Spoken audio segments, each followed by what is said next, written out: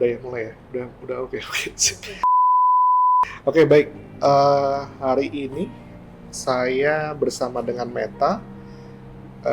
Meta ini alumni BINUS, baru saja lulus di semester yang lalu. Bulan apa ya, Met ya? Bulan Juni. Juni apa Juli kamu? Kayaknya Juli. Bulan Juli ya? Iya. Sedang nunggu wisuda berarti sekarang? Iya. Oke. Nah, jadi tujuan saya mengundang Meta pada kesempatan kali ini adalah mau sharing, sebenarnya bertanya kepada Meta kaitannya dengan tugas akhir di jurusan arsitektur BINUS dan terutama dalam proses pembuatannya ya, proses Meta menjalankan tugas akhir ini. Nah, Meta ini kenapa saya undang? Karena Meta ini salah satu yang terbaik dari tugas akhirnya kemarin. Kebetulan saya juga yang menguji, jadi kurang lebih saya tahu seperti apa. Jadi mungkin kita akan tanya-tanya kepada Meta terkait dengan proses yang sudah Meta jalankan di tugas akhir kemarin. Nah, ekspektasi Meta sebelum mengambil tugas akhir itu gimana? Kan mungkin karena kalau di BINUS kan berarti kan ada AD sampai semester 5, lalu kita Meta ada enrichment yang magang keluar, lalu kembali lagi langsung tugas akhir. Nah, itu pada saat kembali lagi ke BINUS untuk menjalankan tugas akhir, kira-kira ekspektasinya apa sih dalam menjalankan tugas akhir ini? Saya jujur nggak punya ekspektasi yang terlalu kayak, saya harus neko-neko dapat nilai 9, 10 dan lain-lain gitu ya. Karena mengalami stupa, ngalamin di magang, sempurna itu hampir mustahil dan hanya punya Tuhan.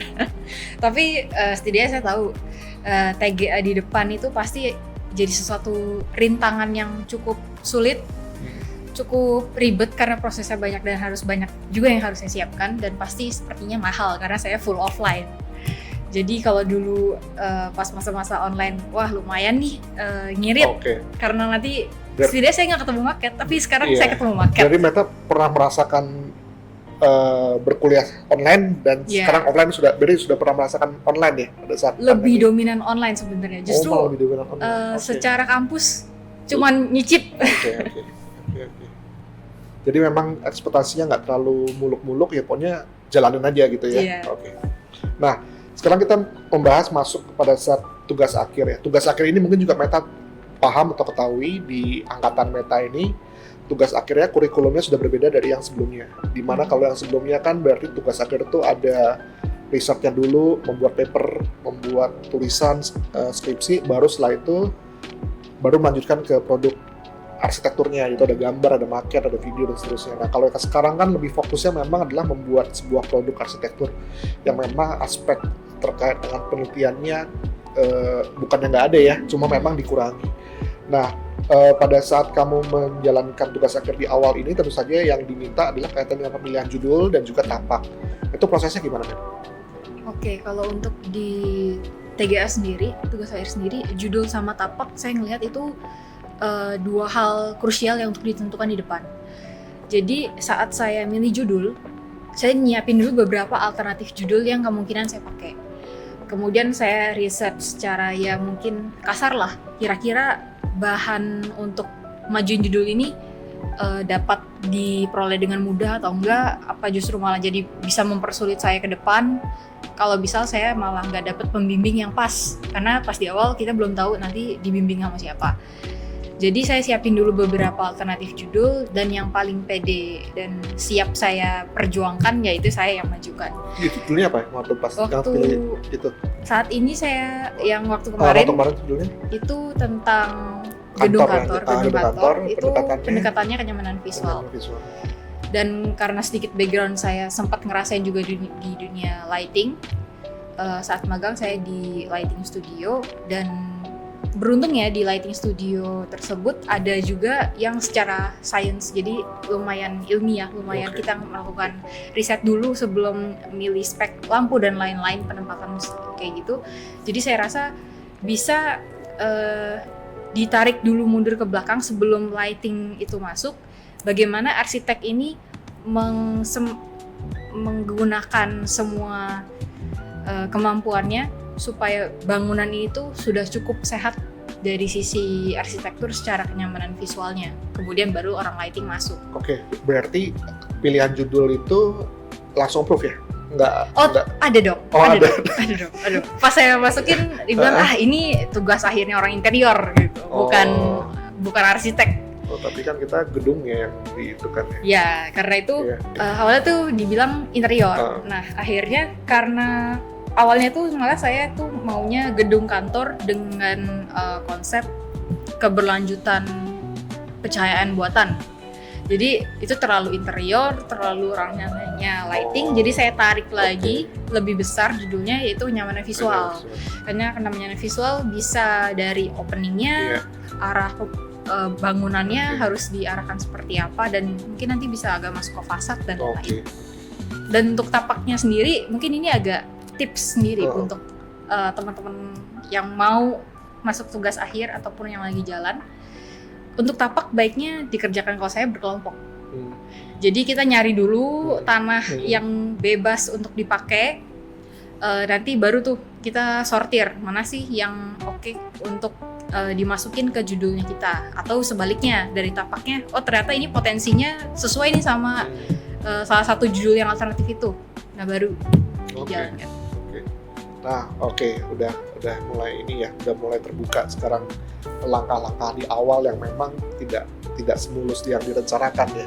Ada perubahan-perubahan, dan setelah tapak, setelah judul, berarti kan tahapan berikutnya cari presiden ya, terutama untuk menjelaskan kaitannya dengan project objektifnya dan juga quality objektifnya. Nah itu ada kendala nggak atau prosesnya gimana sih untuk mencari itu atau menunjukkan itu? Nyari presidennya sendiri, mungkin saya harus agak tarik ke belakang yang tentang quality objektif sama project objektif. Dua hal itu mungkin terdengar agak-agak abu-abu. Kita udah tahu nih mau bikinnya gedung kantor, tujuannya ya pasti ya untuk pekerja kantor bekerja. Tapi di satu sisi lain, mungkin untuk di level tugas akhir itu harus tertulis dengan tulisan yang bagus, tujuannya benar-benar jelas, sehingga kadang ada kesulitan untuk nge-translate hal itu untuk jadi satu kalimat-kalimat yang bagus gitu. Nah di sini saya coba cari literatur dulu sebanyak mungkin yang cukup membantu untuk nanti melihat presiden mana sih yang pakai sesuai dengan quality objektif yang saya set di awal. Kemudian untuk saat di fase itu juga ada data tapak. Jadi saat kita sudah pilih judul, data-data di sekitar tersebut harusnya kita olah supaya mendukung dengan judul kita.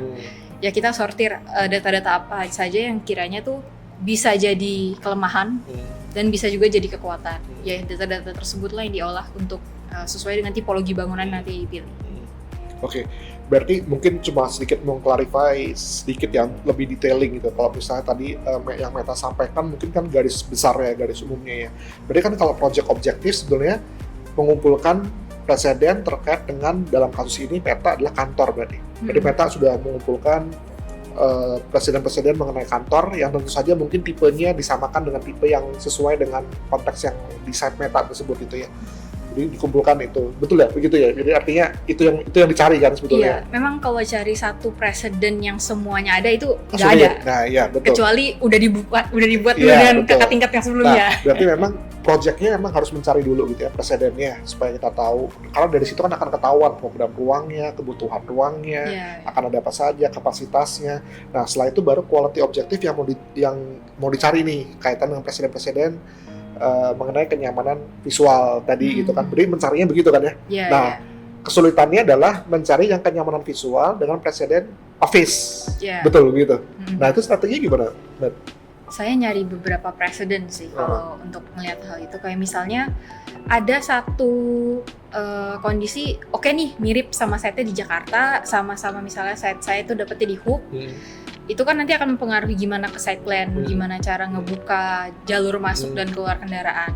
Tapi satu sisi, kalau kantor biasanya nggak mempedulikan tentang kenyamanan visual dan lain-lain, karena hanya lihat dari komersil kan. Karena itu mungkin saya harus replace presiden lain yang fungsinya lumayan general, tapi yang memperhatikan si kenyamanan visual ini. Atau malah bisa jadi gedung tersebut nggak berkaitan dengan kantor, tapi dia sudah menerapkan kenyamanan visual. Jadi hal itu agak-agak ya kita mulai cocokologi. Oke. Ya memang kendalanya memang saya akui akan sulit ya mencari yang serupa ya kalau kenyamanan visual dengan kantor.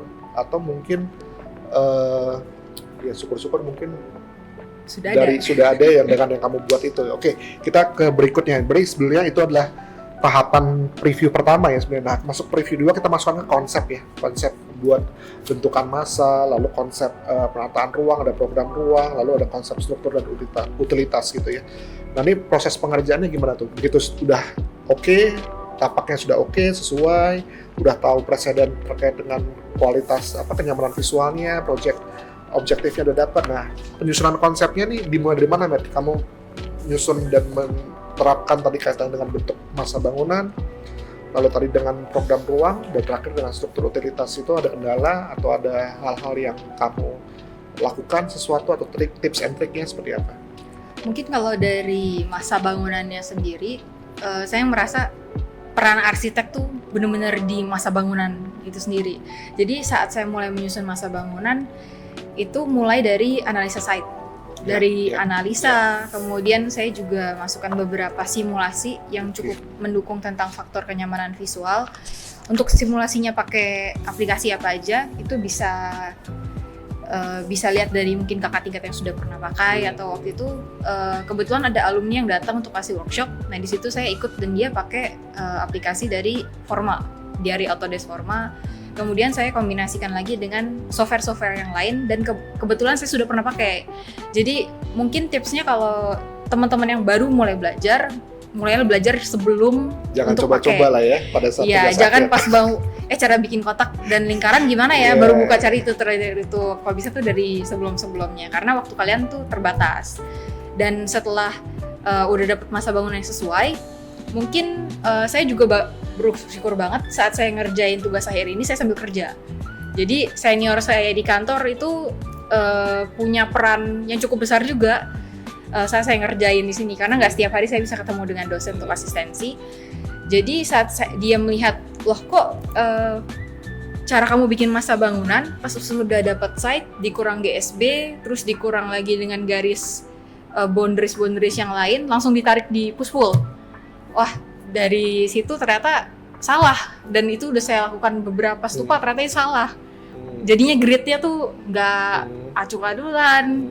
Oke, kalau dapet site-nya kotak. Kalau misalnya dapet site-nya bentuk-bentuk lain, wah habis nanti di grid, karena harus pikirkan parkir, basement, dan lain-lain. Karena itu untuk masa bangunan better dari basic shape baru kalian otak-atik. Setidaknya sudah punya dasar, itu mempermudah kalian banget dan minimalisasikan revisi. Tapi revisi selalu ada. Dan sebetulnya, mungkin saya potong ya, Matt ya. Sebetulnya kalau dari presiden yang udah didapatkan gitu ya, sebetulnya kalau kita membuat office ya kita tinggal ngikutin bentuk office yang sudah ada, sebenarnya juga tidak masalah kan sebetulnya.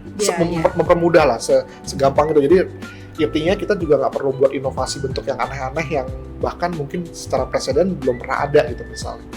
Itu menurut kamu betul nggak, bisa membantu seperti itu juga nggak ya? Itu bisa jadi untuk gambaran, tapi kalau misalnya kalian mau coba bentuk lain, explore, mungkin nggak harus di kantor, tapi bisa juga bentuk-bentuk yang lain, itu boleh banget. Karena pas saya ngerasain dunia kerja, saya merasa itu ada keterbatasan, entah itu biaya atau apapun.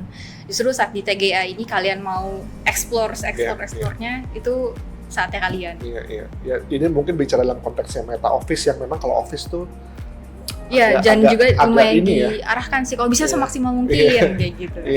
Harus sellable areanya harus tinggi. Jadi jangan sampai ada kolom-kolom yang jadi merusak sirkulasi atau space dan sebagainya. Jadi memang ini mungkin tergantung dengan projectnya ya. Nah, kalau program ruang dan segala macamnya itu gimana ya? Apa ada prosesnya yang kamu lakukan? Kalau program ruang mungkin lebih berat ke site sih, karena office identiknya orang mau buru-buru sampai, bukan yang muter-muter dulu untuk leisure gitu, karena mereka mau yang cepat dan kalau bisa malah efektif. Ada banyak hal yang mereka butuhkan bisa compact di satu tempat, itu semakin bagus, semakin mereka cepat turun naik. Jadi penataan di site plan itu jadi hal yang krusial dan penting banget, dan memang sih itu digodoknya lumayan lama, mungkin 2 minggu, 3 minggu sampai site plan itu jadi. Oke. Ya berarti memang ini kalau konsep kita harus melihat secara komprehensif, secara menyeluruh ya.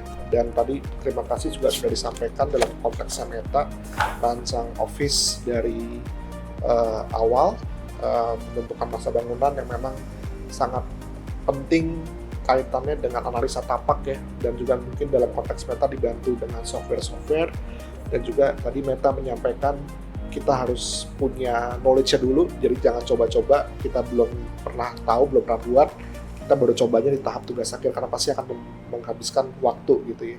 Nah sekarang kita masuk yang ini mungkin di preview ketiga ya sebelum sidang gitu ya, dimana mungkin harapannya 80% dari semua yang akan disidangkan selesai, dan mungkin di preview 3 ini fokusnya akan lebih banyak ke gambar teknisnya, ke gambar arsitektur, dan juga sampai ada pengumpulan maket, ada pengumpulan multimedia, ada poster gitu. Nah ini gimana Matt, kamu nyusun atau proses yang kamu jalani kemarin seperti apa?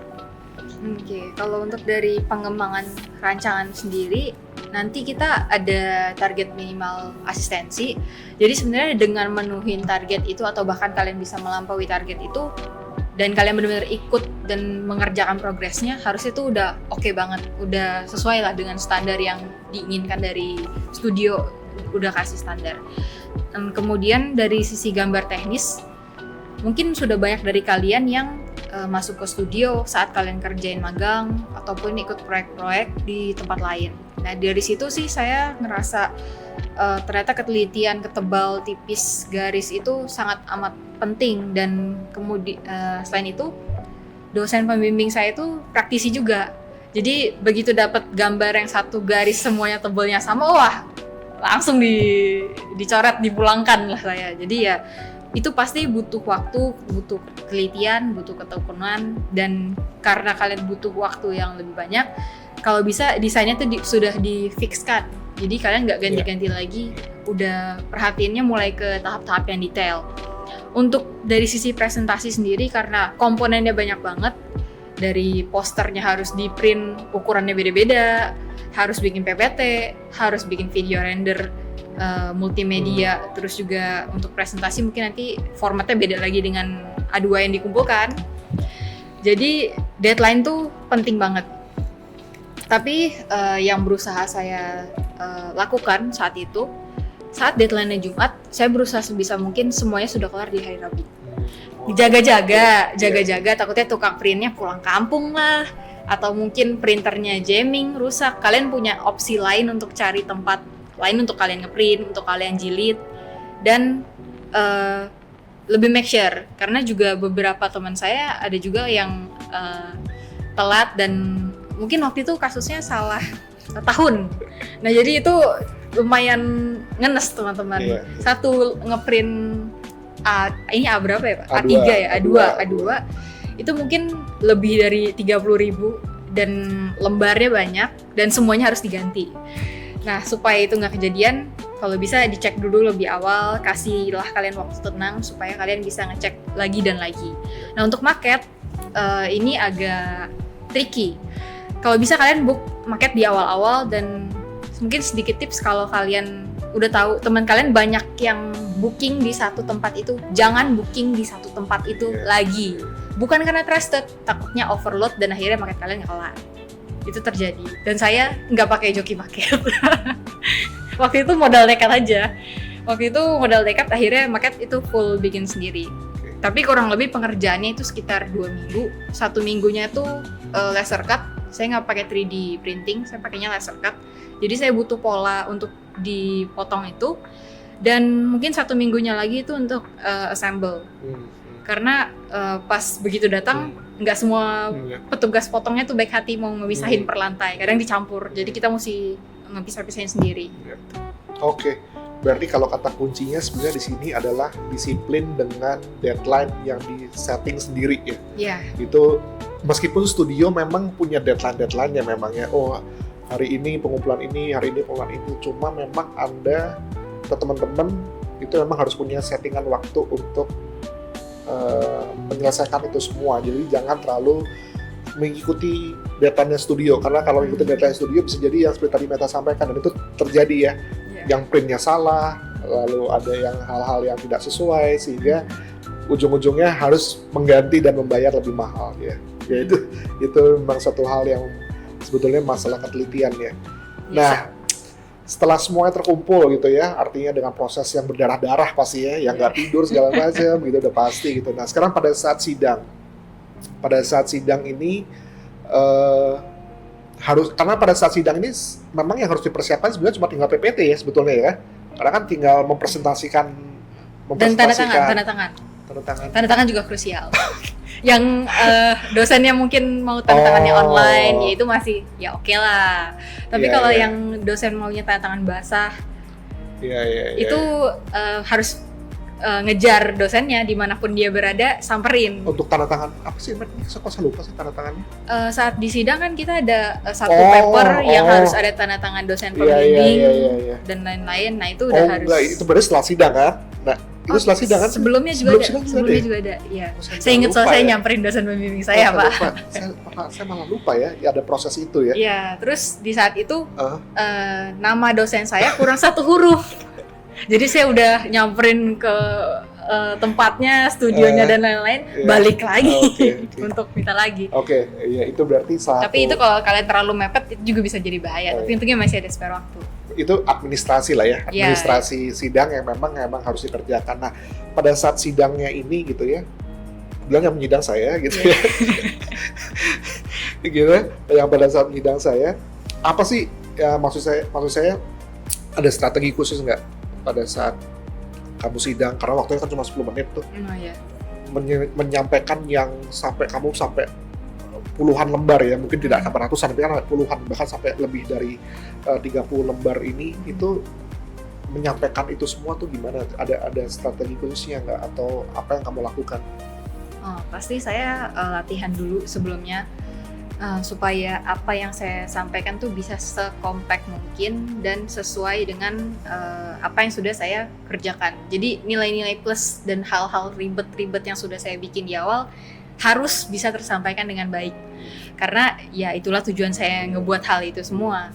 Jadi biasanya saya di depan saya kasih beberapa catatan, hal apa saja yang harus saya masukkan ke dalam situ. Misalnya saya kuat di pembentukan massa, karena saya pakai simulasi, karena saya secara literaturnya itu ada, jadi mungkin part itu saya kasih alokasi waktunya yang lebih lama dibandingkan part-part seperti tabel yang terbangun, kemudian tentang bagian utilitas dan gambar kerja, mungkin karena itu sudah di-review terlebih dahulu sama pengujinya. Jadi kalau kalian penasaran gimana rasanya di Gym Pak Berto, sebelum masuk Pak Berto tuh udah liatin dulu satu-satu, ini dokumen lengkap atau enggak, gambarnya bikin nafsu atau enggak. Nah kita yang lihat itu di belakang tuh kayak, aduh apalagi nih gitu. Jadi mungkin karena hal-hal tersebut udah dicek, jadi itu boleh agak-agak di skip pas kalian tunjukin itu sudah selesai, tapi bukan poin utama yang harus kalian jelasin secara full.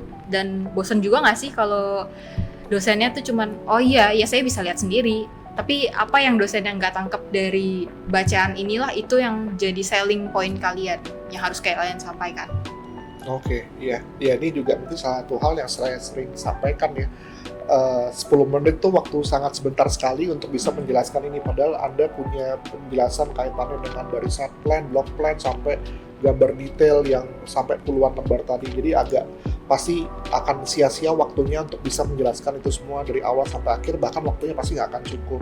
Jadi memang apa yang tadi Meta sampaikan penting untuk memberikan kacamata kuda kepada si penguji, untuk bisa penguji fokus kepada aspek-aspek yang menjadi penilaian yang sebetulnya ada di assessment rubrik gitu ya. Saya mungkin Meta juga ingat ya, saya berkali-kali sampaikan, lihat di assessment rubrik itu ada apa saja, sehingga nanti untuk checklist penguji itu dari situ sudah bisa disampaikan, sehingga pada saat nanti presentasi di hadapan penguji ya kita coba lihat rubrik-rubrik penilaian apa saja, sehingga itu nanti mungkin bisa disampaikan. Dan dalam kasus ini Meta fokus kepada bagaimana Meta menyampaikan kaitannya dengan kenyamanan visual tadi, yang dimulai dari gubahan massa, gubahan bentuk bangunannya, sehingga sampai dengan mungkin fokusnya kemarin kalau saya ingat saya ya kepada konfigurasi ruang di denahnya seperti apa gitu.